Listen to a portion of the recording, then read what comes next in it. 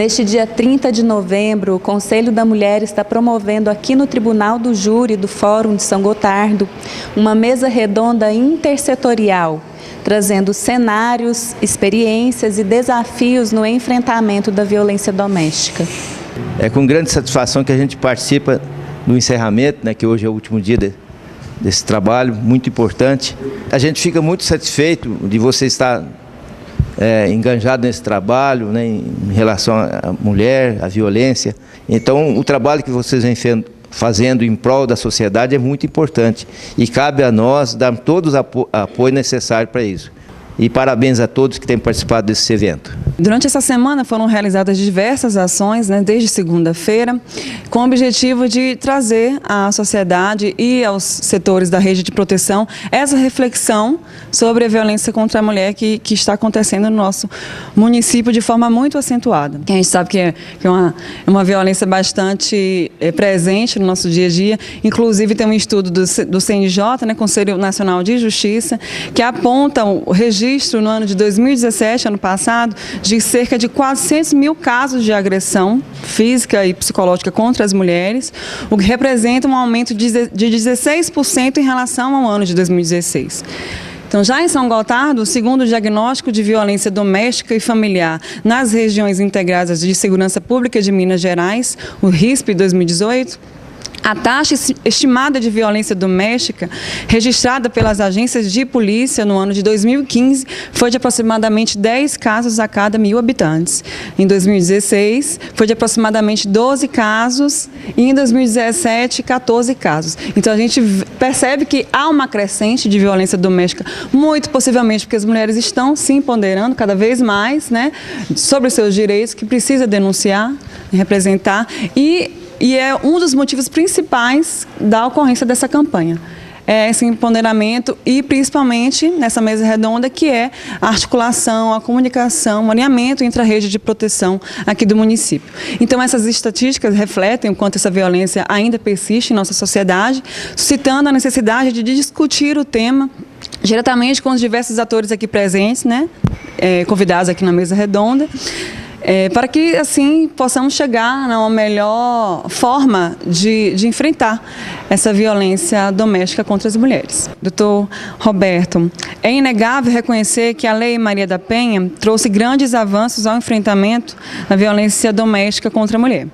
Contudo, trata-se de um modelo daquilo que é ainda ideal, muito embora na prática esteja um tanto distante da realidade.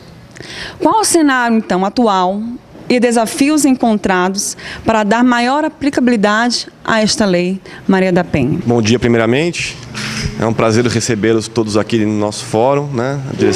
A direção do Foro da Comarca de São Gotardo recebe de braços abertos esse movimento, essa campanha do Conselho Municipal da Mulher, para, enfim, divulgar, dar publicidade e trazer à tona esse problema tão grave do Brasil, em especial aqui da nossa comunidade de São Gotardo, de Matutina. Os crimes de Maria da Penha, nessa violência contra a mulher dentro do âmbito doméstico, é muito presente aqui na nossa cidade. Então, a gente tem uma incidência grande desse tipo de delito. E, entrando aqui diretamente na questão que foi proposta, a Lei Maria da Penha trouxe um avanço legislativo muito grande. Foi, inclusive, um modelo que foi empregado depois em outros países. E o que ela trouxe foi uma amplitude na definição do que constitui a violência contra a mulher, que não é só a violência física, ela se dá de diversas formas, pode ser praticada por diversos agentes.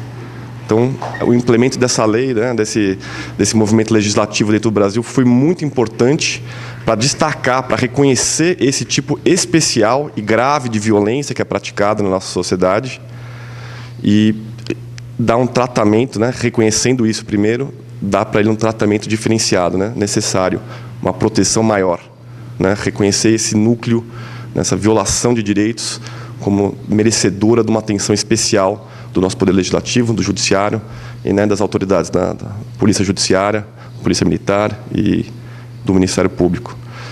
Então, com esse passo que foi dado, com esse reconhecimento legislativo, o que vem em seguida é o atendimento. E aqui eu acho que é o principal desafio, a principal deficiência do Estado brasileiro no atendimento da mulher.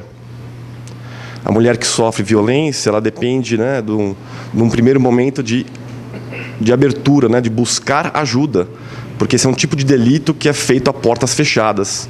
Então, para que isso venha à tona, é exigido que a mulher consiga dar espaço à frente, né, ou que as pessoas que estão em torno dela denunciem, e que para que isso consiga vir à tona, para que isso ocorra, é necessário que o Estado acolha, né, receba essa denúncia e ofereça todo o apoio necessário, né? E, lamentavelmente, isso não é feito de uma forma eficiente, né? O amparo da mulher, seja ele econômico, né, por uma questão, por vezes, de dependência econômica do agressor, né, por vezes por uma questão de preocupação, né, com a guarda das crianças, por vezes, enfim, deslocamento, todo esse apoio logístico protetivo devia ser feito de uma forma extremamente cuidadosa, completa, né, com apoio do sistema de saúde. E eu acho que esse que é o principal desafio hoje, né, é dar efeito, trazer a eficácia dessa lei para a nossa realidade. E aqui na nossa comarca, eu lamento dizer que aqui a gente tem um retrato do que acontece em Minas Gerais e no Estado brasileiro, o atendimento não é suficiente. E isso a despeito da qualidade das pessoas que estão atuando aqui, né? Então, existe um atendimento preferencial desse tipo de situação pelo Ministério Público, existe um atendimento especial pela Polícia Militar, existe um atendimento especial pela Polícia Civil e pelo Judiciário. Esses casos são atendidos com absoluta prioridade em todas essas esferas. Mas a dificuldade de infraestrutura, por vezes, acarreta até no que se denomina uma violência institucional, né? A mulher, mesmo sendo a primeira a ser atendida, sem o amparo necessário, por vezes o próprio atendimento acarreta danos, né? A mulher passa por uma revitimização dentro do sistema de proteção e o que nós precisamos fazer é que o Estado olhe, então, para essa lei e dedique, né, encaminhe os recursos necessários para que a gente consiga fazer esse atendimento completo. É um orgulho para mim trabalhar aqui na comarca de São Gotardo, ao lado de pessoas tão dedicadas com esse assunto. E fico muito satisfeito que o Conselho da Mulher tenha feito esse movimento, né, essa semana toda, divulgando as ações de conscientização para empoderar as mulheres, para que elas tenham coragem de falar e, depois que elas falarem, que elas sejam ouvidas. A Lei Maria da Penha criou mecanismos para coibir a violência contra a mulher, né? Em São Gotardo, muitas mulheres procuram denunciar o companheiro em busca de uma melhor qualidade de vida, sabemos disso. Mas será que a maioria dos casos precisam mesmo de intervenção judicial? Ou há ainda uma concepção errada dessa mulher quando busca a justiça? Gostaria de parabenizar a equipe pelo trabalho, pela essa conquista que foi essa criação desse Conselho de Defesa da Mulher aqui em São Gotardo. E, sem dúvida nenhuma, é uma instituição, é um instituto, é um conselho que veio para fortalecer ainda mais esses direitos hoje tão caros, né, na defesa das nossas genitoras, vamos dizer assim, como representantes de todas as mulheres. Nós estamos vencendo hoje uma dívida histórica que nós temos com as mulheres. Dívida histórica essa que nós estamos tentando aos poucos, né, a gente honrá-la e adimpli-la, pagar essa dívida histórica que nós temos. Chegamos ao ponto de ter mulheres incapazes, mulheres que não votavam, mulheres que eram como se fosse um objeto, não era um sujeito de direitos, até poucos anos atrás era assim. Então nós temos essa dívida histórica que ela é moral também, justamente por causa desse passado negro que nós temos aí, né? Um berço cultural que menosprezava a figura feminina em prol de um sistema patriarcal. Mulher não era o sujeito de direitos, não era fim, era instrumento, era meio de se atingir os objetivos primários, né? Os objetivos principais. O que nós temos hoje é um sistema legislativo que ele, na verdade, ele previne menos do que ele reprime quando se trata de mulher. A minha crítica quando a Lei Maria da Penha, principalmente, é nesse sentido, quanto à questão da repressão. Porque a gente tem que esperar o pior acontecer para você agir de forma mais ferrenha. Vou dar um exemplo. Uma mulher que está sendo ameaçada em casa, o marido, vamos supor, jurou essa mulher de morte, crime de ameaça, nem que ele não tenha encostado um dedo nela. Mas se ele jurou ela de morte, uma prática que acontece entre quatro paredes, né? Você não tem testemunhas, por isso tem que valorizar muito a palavra da vítima, porque não tem, é muros, não tem testemunhas, a tal prova testemunhal é difícil, então tem que se dar valor à palavra da vítima. Então, o que acontece? A mulher procura a delegacia, procura o Ministério Público e pede as medidas protetivas. Estou sendo ameaçado, fui jurado de morte. Muitas vezes, quando ela chega, é tarde demais, o marido já amadureceu aquele propósito e vai dar as medidas protetivas. O que é? O afastamento do lar, né? Vai ter que, o marido não vai poder aproximar dela a determinada distância e tudo mais. Mas isso resolve? Nós temos um efetivo policial no Brasil, não estou falando São Gotardo, no Brasil, que consegue dar efetiva proteção a essa mulher? Claro que não. Claro que não, até porque quem mata, ele não vai matar na hora que está vigiado, ele vai matar na hora que não está vigiado. Ele vai montar uma emboscada para ela, sabe como agir, porque conhece a rotina da esposa dele, da mulher, da amada, da namorada. Se a gente estiver no mundo ideal, ele vai frequentar curso do CREA, vai se reabilitar, vai assistir palestra. Quem dera se resolvesse.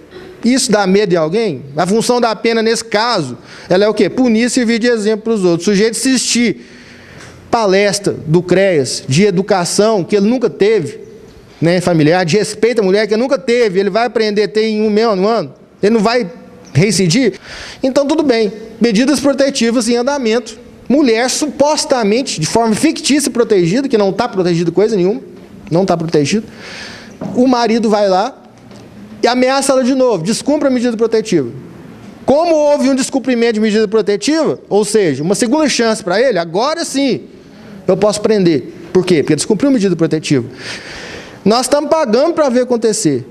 Estamos esperando ela morrer, estamos esperando ele agredir ela, deixar sequelas graves, para quê? Para aí sim ele ser preso, vamos dizer assim, ou regime, ser condenado a um regime fechado. Então, no meu entender, a gente agir de forma preventiva em crimes que têm um viés de agressão física, um viés de ameaça, isso não atinge a verdadeira proteção, a proteção é ineficiente. Se a própria medida protetiva ela tem a pena maior do que o crime em si que ela visa resguardar, está errado. E algumas coisas têm sido corrigidas ultimamente. Salvo engano, 2015, 2016, já veio o crime de feminicídio, que é o crime quando é praticado, né, com um pano de fundo, violência de gênero, ou em razão da violência doméstica ali. É uma qualificadora nova, né, de natureza subjetiva, alguns falam que é objetiva, mas enfim, é uma qualificadora nova. Foi criada uma agravante também para caso de homicídio, mas aí é homicídio. No caso de prática homicídio e ele estava com medida protetiva, isso é uma causa de aumento de pena, mas ele já morreu. Não adianta, né? E também foi criada, esse ano, se tornou crime o descumprimento de medida protetiva, porque antigamente a gente forçava a barra, né, de que o descumprimento das medidas de afastamento, medida protetiva, a gente alegava e entrava com mais um crime, além da ameaça em si, para ver se a gente conseguia aumentar a pena desse sujeito, porque ele está descumprindo medida protetiva, ele está descumprindo ordem judicial. Então, havia juízes que entendiam que era crime mesmo, autônomo, esses descumprimentos de medidas protetivas, e tinha juízes que entendiam que o fato era atípico, porque senão era punido duas vezes, já que ele foi preso porque descumpriu a medida, não podia da mesma forma, punir ele de novo pelo fato de estar descumprindo a medida, a ordem judicial, porque tem um crime do artigo 330 e do artigo 359 do Código Penal que fala de descumprimento de ordem judicial ou medida impeditiva de direito. Então a gente tinha que forçar a barra um pouco para tentar arrumar mais um crime para aquele sujeito, para ver se ele fica mais preso, para dar liberdade para essa mulher, para deixar essa mulher ter a liberdade de escolha, a liberdade de optar, a liberdade de vida, né? Mas, felizmente, esse ano, eles, acho que bateu uma luz lá nos legisladores, passou a ser crime também o descumprimento de medida protetiva. Então, ninguém precisa forçar a barra, o Ministério Público precisa forçar a barra mais. Agora é crime, está na Lei Maria da Penha, foi incluído o crime de descumprir medida protetiva, né?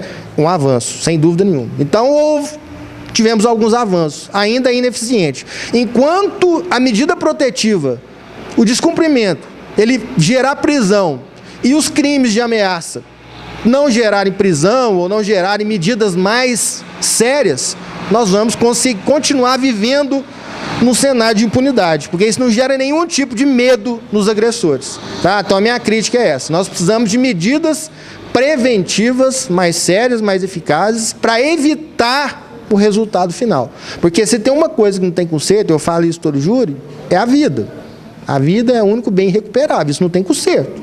Depois que morrer não adianta mais. Aí não adianta ficar mudando lei e tal, tem que pensar no agora. Eu acho que o avanço que nós estamos precisando é nesse sentido, de punir mais gravemente os crimes. Quando começa aquela centelha, cabe a nós também fazer o que nós estamos fazendo aqui hoje, articular todos os agentes envolvidos nessa causa, articular para que ela seja, pelo menos como de acordo com a proteção que nós temos, com o sistema que nós temos atualmente, para agir da forma mais efetiva, para buscar o melhor resultado possível, no caso, para a defesa das mulheres hoje. É o que nos cabe hoje e é o que nós podemos fazer hoje. Né? Nós esperamos mudanças e vamos continuar lutando por mudanças, mas a indignação é direito nosso e ela é o passo para a gente buscar as conquistas. Gostaria só de colocar que, além dessa medida que o Dr. Sérgio comentou sobre o aumento da pena, eu acredito também que o sistema prisional, ele não conscientiza o indivíduo que está preso e ele não dá uma ressocialização para esse indivíduo quando ele volta para a sociedade. Então, além do aumento de pena, o sistema prisional, do meu ponto de vista, é também muito falho. Então, eu acredito que teria que ser uma coisa conjunta, né? Além do aumento de pena, ter esse projeto de conscientização e reintegração do indivíduo que está preso, né? Quando ele volta para a sociedade. A gente estava trabalhando, estudando ontem a questão do empoderamento dessas mulheres, para que elas entendam que elas podem sim sair desse tipo de relacionamento. Isso é um trabalho, né, que vai ter que ser feito com essa mulher, e para que ela tenha essa consciência de que ela consegue sim sair disso, desse ciclo, né, que se repete.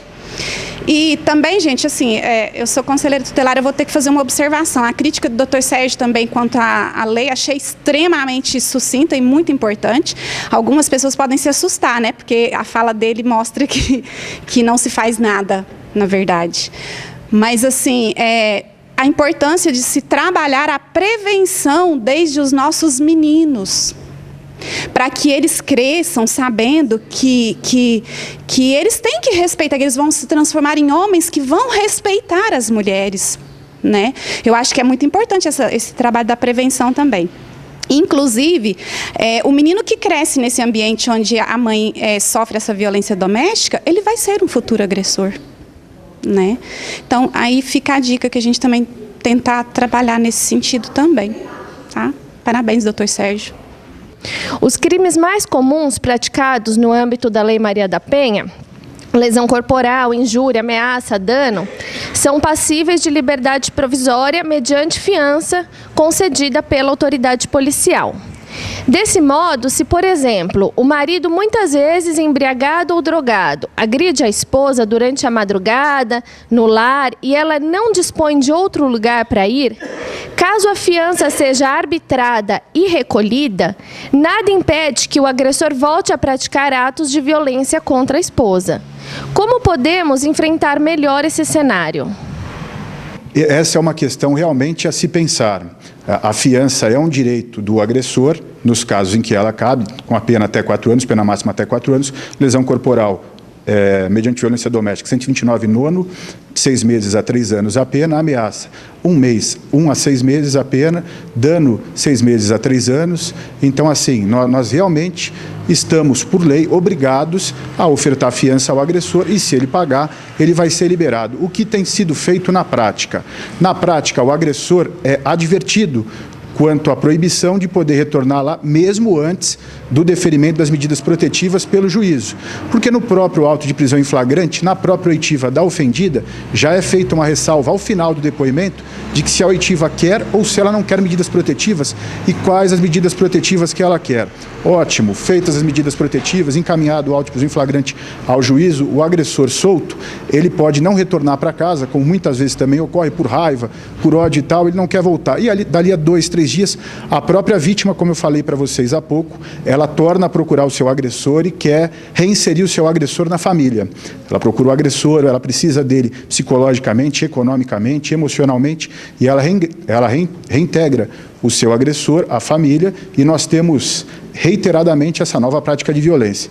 Aí, como bem disse o Dr. Sérgio, nova violência, descumprimento de medida, crime não afiançável pela autoridade policial, artigo 20A da 11.340, o indivíduo é preso. Na prática, logo após uma agressão, os indivíduos não têm retornado à casa, por questões muitas. Estou com raiva, ela fez isso. Os indivíduos se apresentam à delegacia negando os fatos, não vou mais votar, não vou ver nunca mais ela. Mas dali a 1, 2 semanas, eles estão novamente de volta, dali a 1 mês, retornam à delegacia, novo flagrante por crime envolvendo violência doméstica.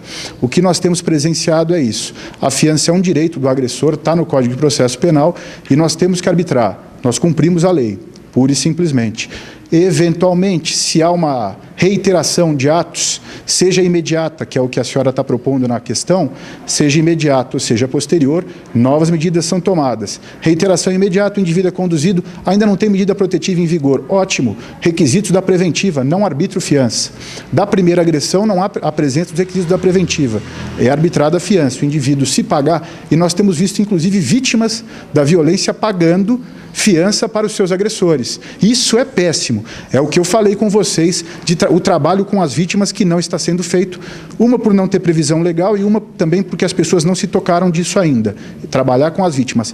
As vítimas juridicamente se empoderaram muito, desde 2006 com a edição da lei.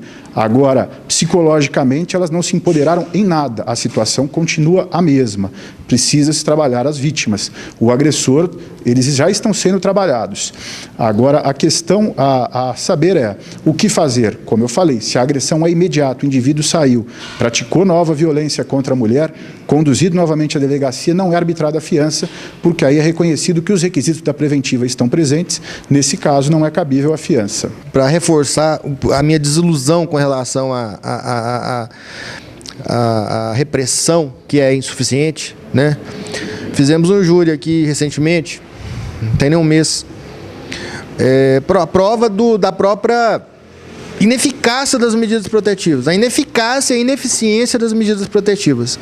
E ela é ineficiente muitas vezes, porque às vezes ela existe, a própria mulher abre mão da medida protetiva porque ela está sendo pressionada e ameaçada de novo. Vai lá e tira a queixa. Fala, nem de forma leiga, vai lá e tira a queixa, ou seja, tira essa medida protetiva. A mulher tira por medo, porque precisa de dinheiro em casa, é o homem que é o arrimo de família, ela não tem a quem mais recorrer, e se tem quem recorrer, as pessoas não estão dispostas a enfrentar ele. Né? O exemplo que nós tivemos aqui recentemente, no julgamento, no caso concreto, o sujeito foi condenado aqui pelo Tribunal do Júri, porque ele matou a esposa, que ele abandonou, a esposa não, a Másia, na verdade, um relacionamento extraconjugal, a Másia que ele desprezou, que não queria mais nada com ele tinha um filho com ela, não queria pagar pensão para o filho, não queria reconhecer, não queria nada. Ele só queria ela. E o que é mais absurdo, estarrecedor, era a sétima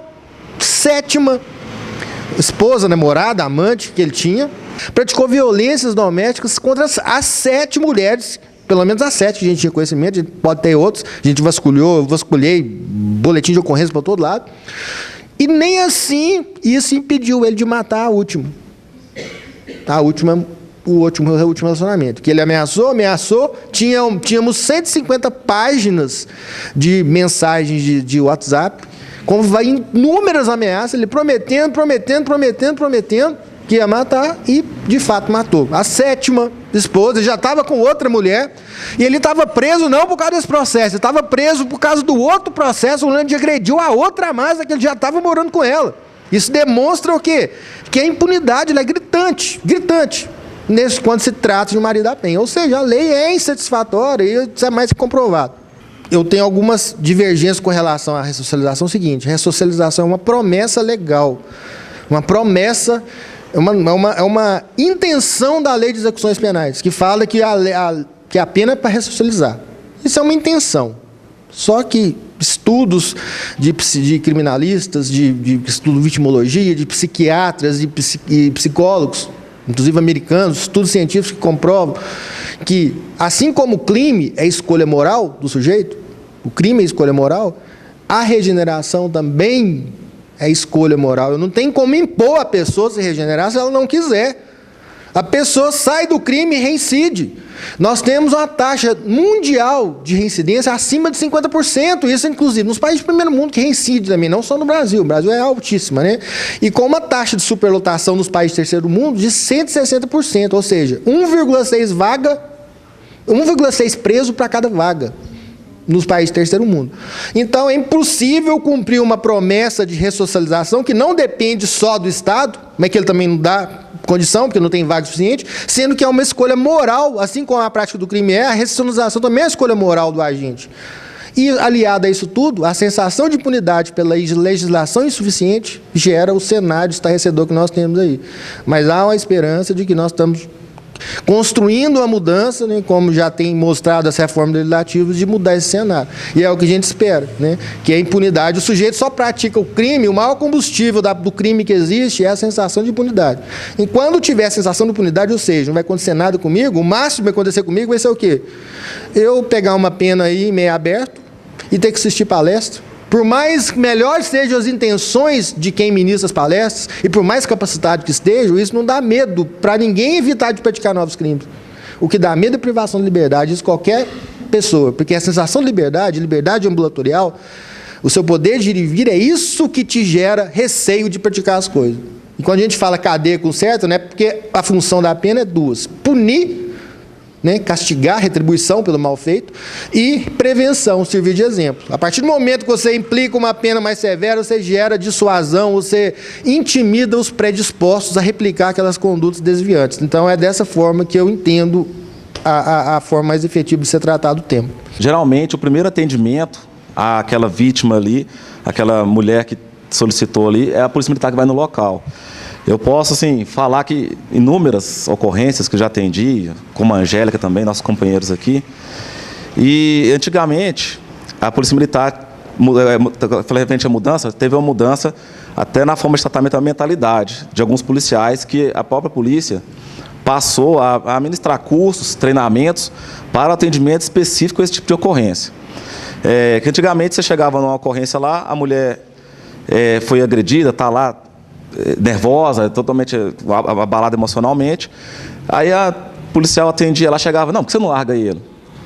Então, assim, é uma coisa que a última coisa que ela quer ouvir é aquilo. Ela queria talvez ouvir outra coisa, mas você vai falar, não, por que você não larga ele? E, então, a gente já mudou isso aí, inclusive para esse treinamento, sim, evitar falar esse tipo de coisas, tá orientando, confortando ela e tomar as providências de polícia. O próprio REDS, nosso registro lá, o boletim de ocorrência informatizado, abriu um campo agora que nós podemos, acontece o crime, lesão corporal, ameaça, e quando tem um campo que abriu agora que não tinha antigamente, que se for violência contra a mulher, violência doméstica, você clica nesse campo e abre algumas páginas lá para a gente estar preenchendo, que vai mais questão de estatística também para enquadrar, né, na Maria da Penha. Então, a mudança que teve muito no nosso tratamento foi esse, né, a mentalidade policial no atendimento e no nosso sistema, para registro de ocorrências. E eu concordo com o doutor Sérgio naquela situação que resolve mesmo, que o agressor hoje em dia, o que ele tem medo é de ficar trancado. Muitas vezes, a gente gosta, vou citar alguns exemplos aqui, se o pessoal me permitir, do dia a dia nosso atendimento policial. Você vai numa situação, a mulher foi agredida, ligou. Às vezes nem a própria mulher que liga, é o vizinho que escuta o pessoal ela gritando, pedindo socorro. E chega lá no momento, ela fala assim, ó, quem liga, às vezes quando a mulher liga, ele falou que não tem medo da polícia não, pode vir, quem está esperando. Assim, talvez porque aquela sensação que, ela falou, ele não vai ficar trancado, não vai ficar, se não for uma lesão grave ou coisa mais grave, não vai. Então, a gente chega na ocorrência lá, muitas vezes, ele está lá esperando mesmo.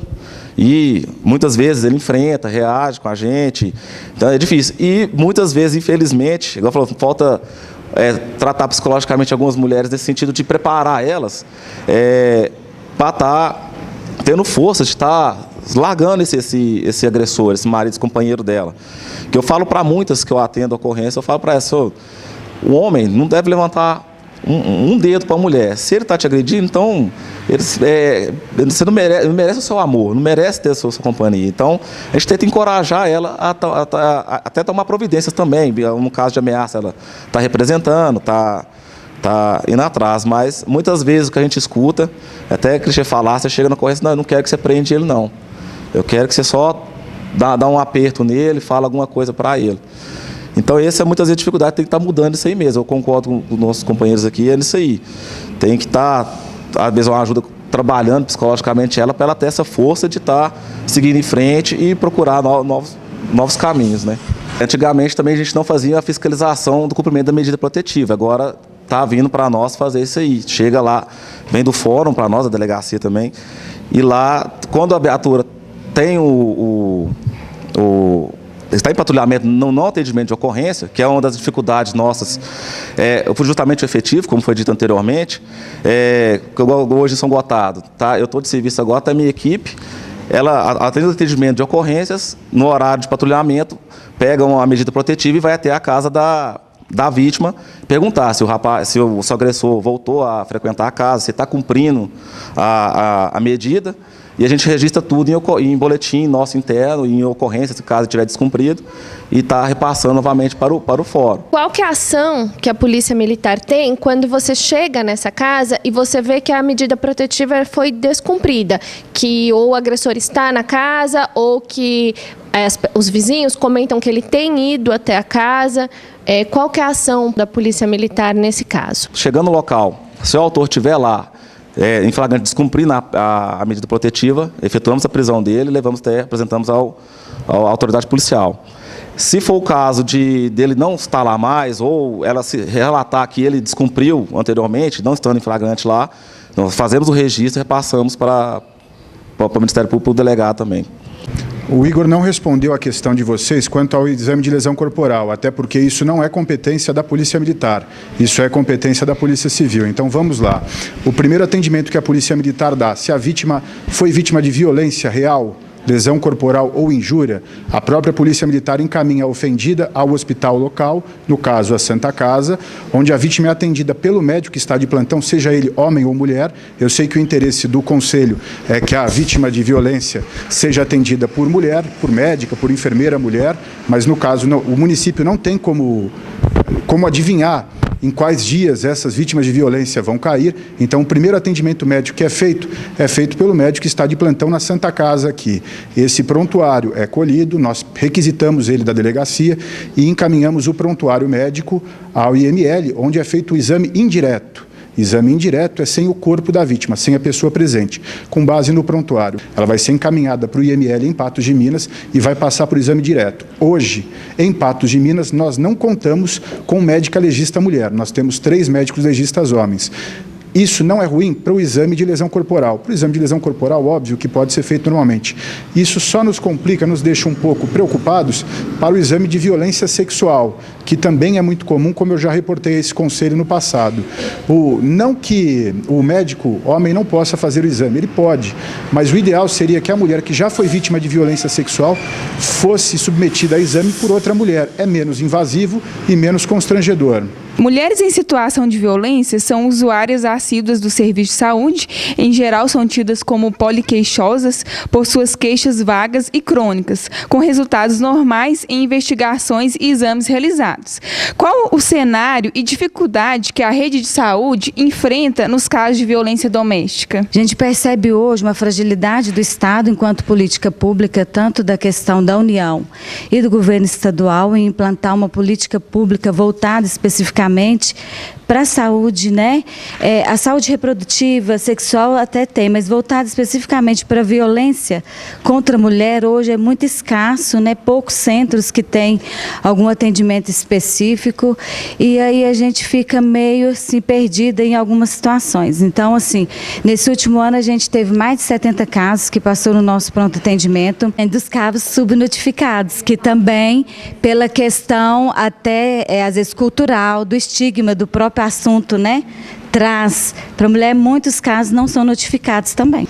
Esses casos, desde 2003, tem uma lei federal, que é a 10.778, que todos os casos, né, tem que ser de notificação compulsória, ou seja, quando um serviço de saúde ele faz esse atendimento, ele tem que comunicar ao Ministério da Saúde através do SINAM, que é um Sistema Nacional de Notificação de Agravos de Doenças e de Situações de Risco, como é o caso da violência contra a mulher. E aí esses casos são notificados semanalmente. Semanalmente o pronto-socorro passa, né, para a nossa Secretaria de Saúde e a gente então encaminha para as unidades para ela fazer a buscativa e oferecer um tratamento para essa mulher. Muito incipiente, porque às vezes muitas mulheres, às vezes fala que nem não está precisando de ajuda, então às vezes isso acontece também, a gente tem essa dificuldade. E aí então oferece tanto a questão do tratamento psicológico, quanto também o tratamento psiquiátrico, se for o caso, né? Mas a gente sabe que precisa avançar, né, nessa questão, talvez ter uma política mais bem instalada diante dos números que a gente tem apresentado. Até um questionamento que a gente faz, a própria Secretaria Estadual de Saúde, para auxiliar nós municípios, enquanto população pequena, mas São Gotardo tem um diferencial que tem uma população muito grande, flutuante, né? E que uma grande parte dos nossos problemas de saúde é advindas de mulheres que estão, principalmente do norte do país, né? Que vêm de outras cidades. Eu falo na questão obstétrica, por exemplo, né? A gente tem tentado melhorar as políticas públicas voltadas para a saúde da mulher, desde que eu assumi a secretaria. Então, assim, é uma preocupação em todos os ciclos de vida, desde a questão do planejamento familiar. Nós já fizemos um protocolo, instituímos esse protocolo, porque a mulher também é uma violência contra a mulher se ela não desejar uma gravidez, né? Então, a questão tanto do planejamento pré-natal, porque a violência também obstétrica é uma violência que a gente ainda tem que discutir muito essa questão. Estamos caminhando aí para melhorar a nossa estrutura da Santa Casa, onde a gente vai ter um centro obstétrico, um parto, a sala de PPP, que você pode fazer um parto, né? Trabalhar a questão do parto humanizado. Hoje, nossa estrutura, ela deixa a desejar nesse sentido, então a gente está caminhando para melhorar essa questão, porque a estrutura em si, como o doutor Roberto falou, ela também pode ser, né, prejudicial no atendimento que a gente tem que fazer no dia a dia.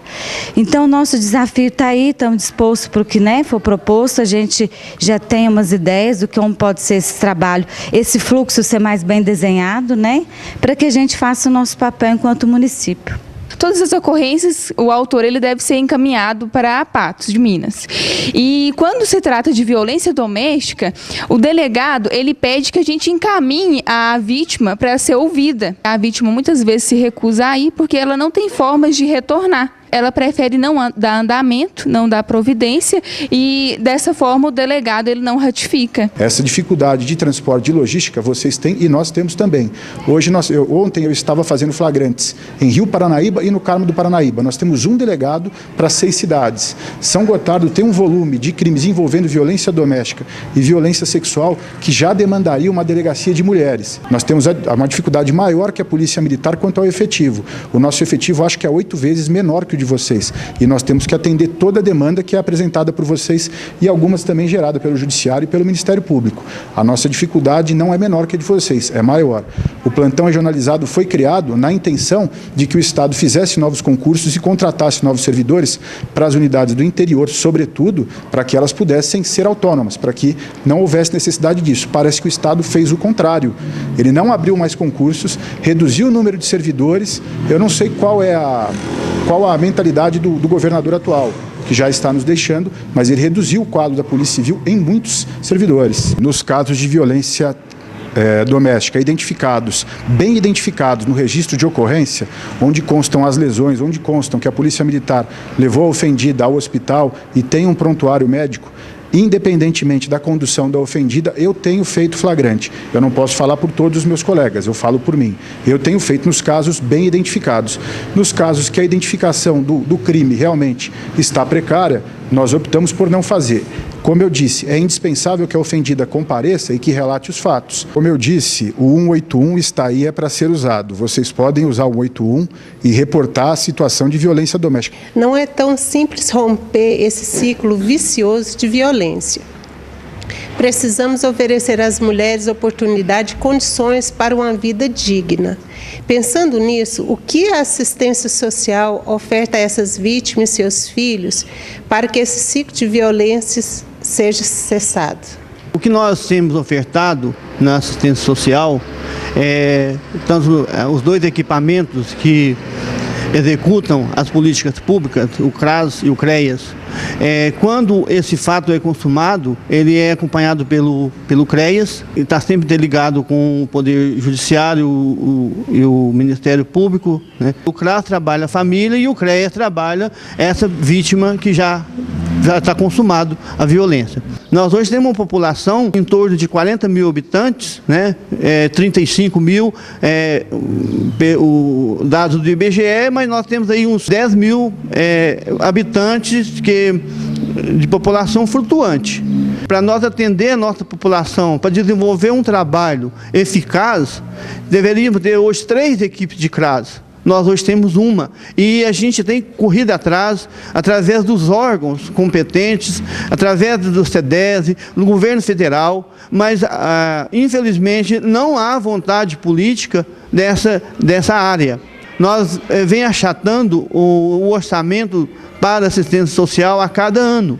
E no ano de 2019, nós teremos um corte de 49% do orçamento da União para a assistência social. A gente busca tentar resolver essa situação de criar esses equipamentos que seria necessário para a gente atender, mas nós não temos encontrado êxito. Nós poderíamos estar evitando isso através de políticas públicas de prevenção, tanto da mulher com a violência doméstica, como também, eu cito também, a política das crianças e adolescentes. Nós hoje estamos muito felizes porque o Conselho da Mulher chegou e ela, junto a gente vamos trabalhar e hoje me coloquei à disposição que a gente está dando maior apoio em tudo que elas precisarem, que for do nosso alcance.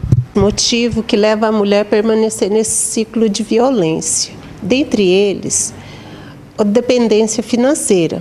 Há algum apoio financeiro ou oportunidade de emprego, de trabalho para estes casos? Nós temos os benefícios eventuais, a gente tem oferta sempre a cesta básica. Essa é a responsabilidade do governo do Estado. Mas como a gente enfrenta situações, nós estamos aqui na ponta onde acontece, né?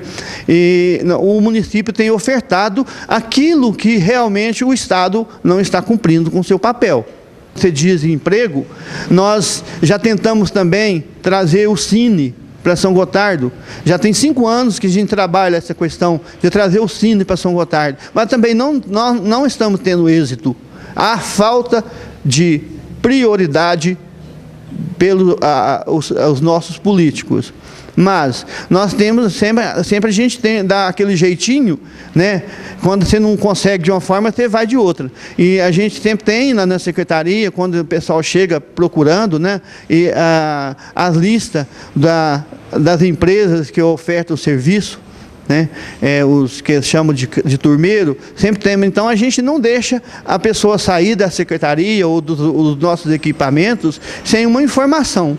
O que nós podemos fazer, a gente tem tentado fazer, mas eu não vejo que, igual eu já disse, esses cortes estão fazendo um desmonte com suas. Infelizmente, essa é a realidade. Sobre assistência financeira, a vítima, a senhora perguntou, eu queria fazer uma pergunta ao doutor Roberto. A lei prevê como medida protetiva de urgência também a concessão à vítima de alimentos provisionais, o que quer dizer obrigar o agressor a pagar à vítima alimentos provisoriamente até que ela possa se estabelecer. Eu tenho colocado nos requerimentos das vítimas a necessidade desses alimentos provisionais, só que eu não sei como tem sido adotado no fórum esse tipo de, se esses alimentos têm sido concedidos, se não.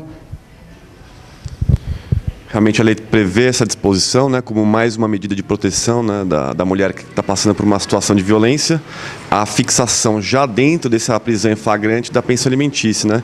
Quando o auto de prisão em flagrante consegue realmente identificar a situação, né, dos filhos em comum, sim, né, esse pedido pode ser feito dessa forma e já é deferido de plano pela Justiça. Né?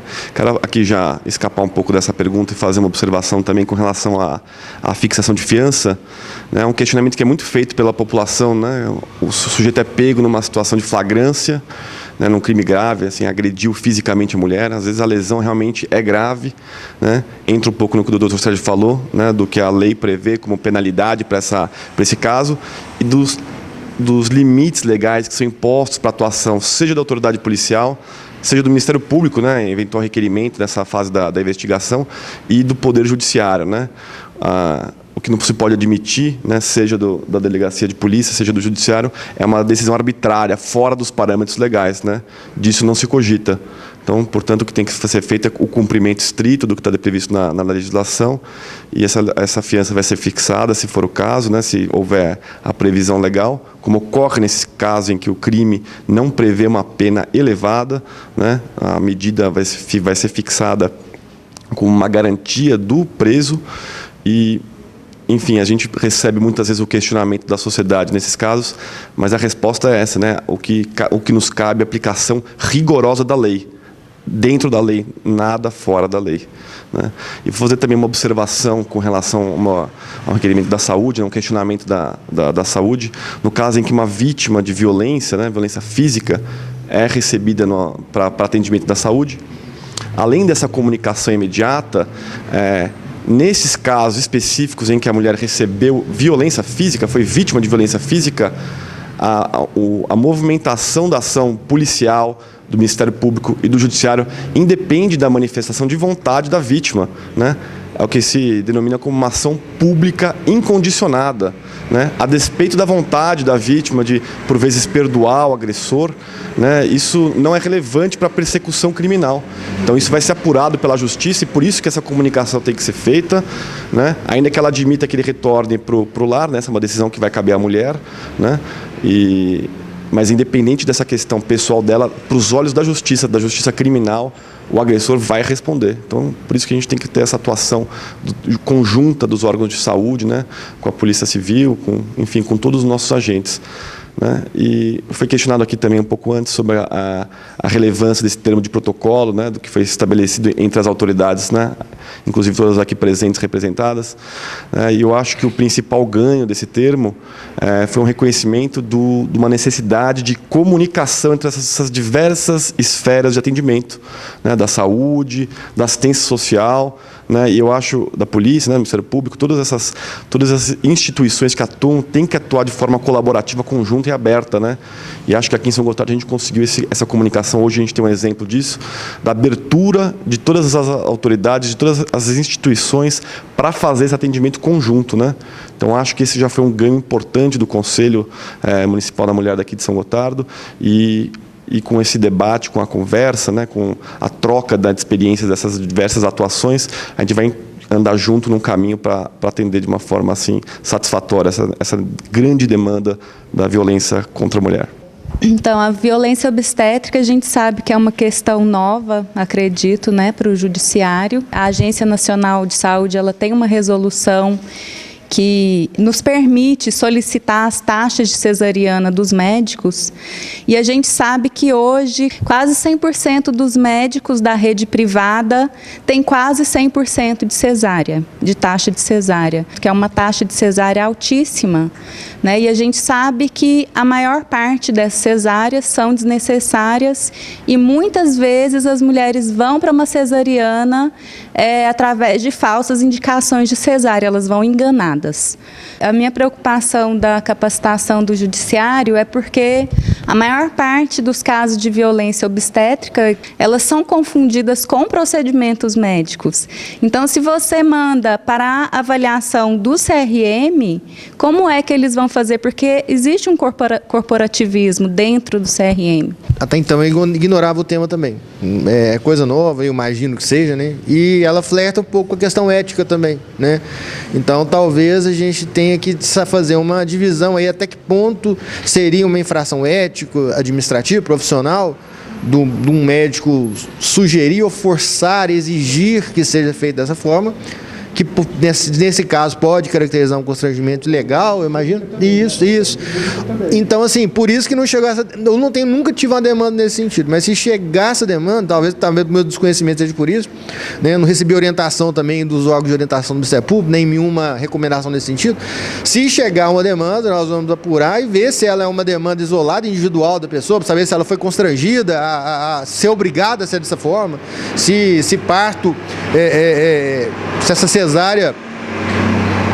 não partiu da vontade dela, ou se não era o melhor para ela e tudo, né? Fazer um estudo. Agora, se for uma questão genérica, uma questão que está envolvendo uma pluralidade de pessoas não determinadas, aí é um caso de se fazer uma recomendação para o hospital específico e angariar mais estudos sobre isso também, porque eu confesso realmente que, pelo fato de não ter a demanda ainda, eu desconheci o tema.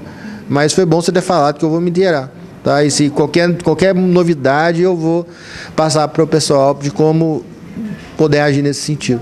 Uma preocupação também do SUS, né, na questão do número de cesáreas, e hoje a gente tem 60 e tantos %, até na questão do nosso, a cada 4 meses a gente levanta esse dado, e eu já estou até com um documento para notificar a questão dos médicos, porque é muito mais cômodo para o médico agendar o dia da cesárea do que ficar acompanhando ao lado dela, esperando ela evoluir para um parto normal, né?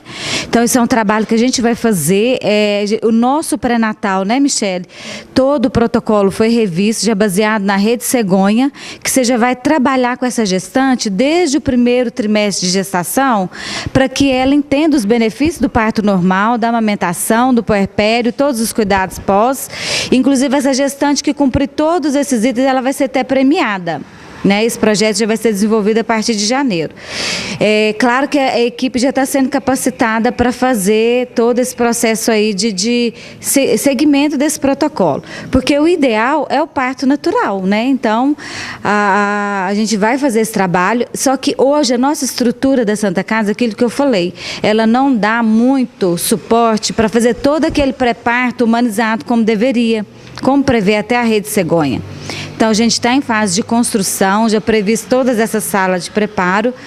E também a equipe, a gente hoje já tem enfermeiras obstetras, né, Michele? Já que tem essa formação, outras já estão caminhando para ter também. Então, a ideia é que esse índice venha diminuir, até porque para melhorar a qualidade do parto é quando você tem um índice de cesárea baixo.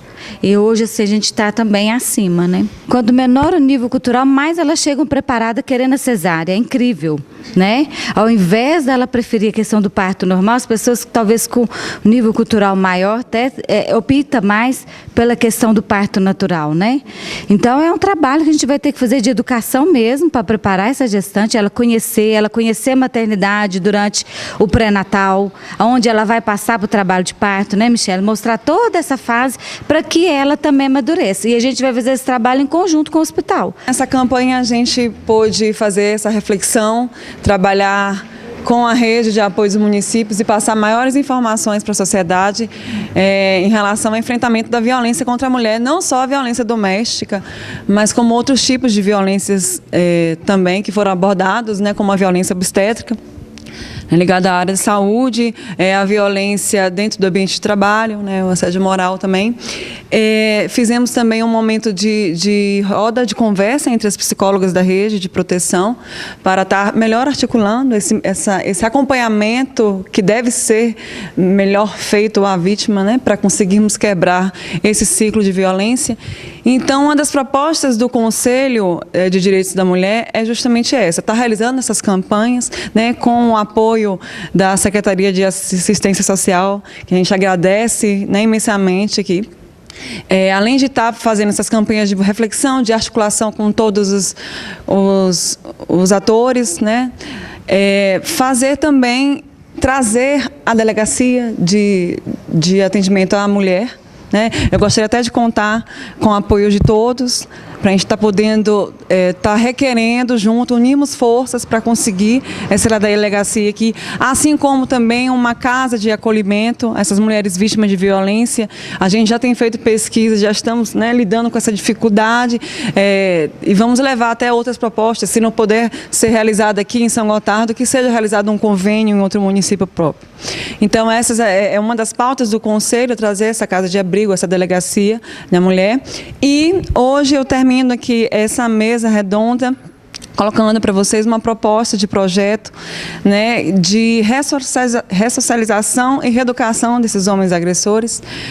Por mais que a lei, né, o Código Penal, ele estipule essa utopia de ressocialização, né, da pena, a Lei Maria da Penha, ela prevê, né, essa inovação, né, nos artigos 35 e 45, que esse homem agressor ele pode estar participando de grupos, para que assim ele seja acompanhado por diversos atores de forma multidisciplinar, como está aqui nessa mesa. Então, a gente traz esse projeto para análise de cada representante. A gente já pretende instaurar esse projeto no ano que vem, 2019, e acreditamos que vai ser um grande marco, né? um grande passo. O Conselho também agradece imensamente a presença de todos aqui, acredito que foi de grande valia, né? essa conversa, essa mesa redonda, e nos colocamos à disposição para qualquer coisa, qualquer ideia, né? Para estarmos melhorando esse enfrentamento à violência. O Conselho tem justamente essa pauta, né, de fazer o Plano Municipal de Direitos da Mulher aqui de São Gotardo, dividido em eixos, o eixo da violência doméstica, que é o que a gente está tratando aqui especificamente, que acaba também entrando dentro do eixo de saúde, né, da mulher, também tem as outras violências obstétricas, o eixo do lazer e cultura e o eixo do esporte financeiro. Isso? Desenvolvimento e trabalho. Então, esse é o papel do Conselho, né? A gente está lutando para a criação desses planos e nos colocamos à disposição para qualquer dúvida, qualquer apoio, qualquer sugestão. Tá? Agradeço mais uma vez a presença de todos, damos por encerrada, tenham um bom dia.